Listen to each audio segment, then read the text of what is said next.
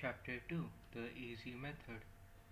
This book objective is directing you into a new frame of mind, in contrast to the usual method of stopping, whereby you start off with the feeling of climbing Mount Everest and spend the next few weeks craving and feeling deprived. You start right away with a feeling of elation as if cured of a terrible disease. From then on, the further you go through life, the more you will look at this period of time and wonder how you ever used any pawn in the first place. You will look at the other pawn users with pity as opposed to envy, provided that you are not someone who had never become addicted reading for a significant other or had to quit or is in the fasting days of a pawn diet. It's essential to keep using until you have finished the book completely. This may appear to be a contradiction, and this instruction to continue masturbating to porn causes more objection than any other. But as you read further, your desire to use porn will gradually be reduced. Take this instruction seriously. Attempting to quit early will not benefit you. Many don't finish the book because they feel that they have to give up something up, and some even deliberately only reading one line per day in order to postpone the evil event. Look at it this way: what have you got to lose? If you don't stop at the end of the book, you're no worse off than you are now. It is, by definition, a Pascal's wager, a bet taken where you have nothing to lose and high chances of large gains. Incidentally, if you haven't watched porn for a few days or weeks but aren't sure whether you're a porn user, ex-user, or a non-user, or you find your desire to watch porn has been dwindled as you're absorbing the material, then don't use porn to masturbate while reading. In fact, you're already a non-user, but we have to let your brain catch up with your body.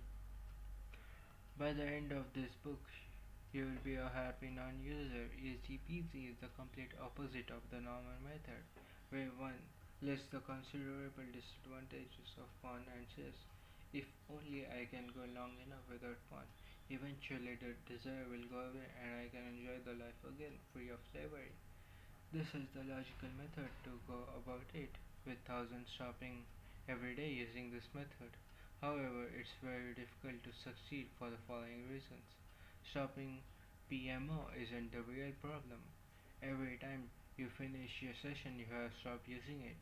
You may have powerful reasons on the first day of your once and for per pound diet and say, I don't want to use porn or even masturbate anymore, while users do, and the reasons are more powerful than you can imagine.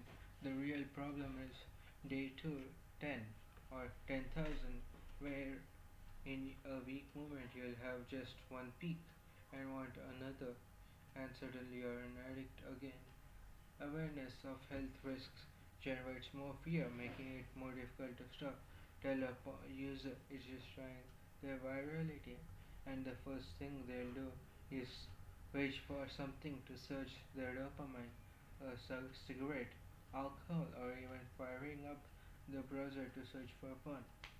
While reasons for stopping actually make it harder, this is due to two reasons. First, we are continually being forced to give up our little fun or some prop, vice, or pleasure, whichever way the user perceives it. Second, they create a blind. We do not masturbate for the reasons we should stop. The real question is, why do we want or need to do it?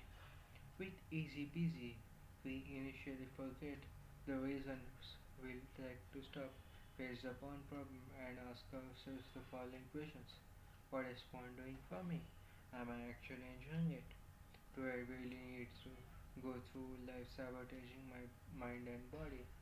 The beautiful truth is, all porn does absolutely nothing for you whatsoever. Let me make it quite clear. It's not that the disadvantages of being a user outweigh the advantages. It's that there are zero advantages to looking at pornography. Most users find it necessary to rationalize why they use porn, but the reasons they come up with are all fallacies and illusions. Once we remove those fallacies and illusions, in fact, you'll soon realize that there is nothing to give up. Not only that, but there are marvelous positive gains from being a non-PMO or with well-being and happiness. Only two of these gains. One's illusions that life will never be as enjoyable without fun is removed, realizing that not only is life just as enjoyable without it, but infinitely more so. And once feelings of being deprived or missed out are eradicated, we'll go back to reconsider increased well-being and happiness, and there are dozens of other reasons for quitting fun. These realizations will become positive additional aids to help you achieve what you really desire, enjoying your life free from the slavery of porn addiction.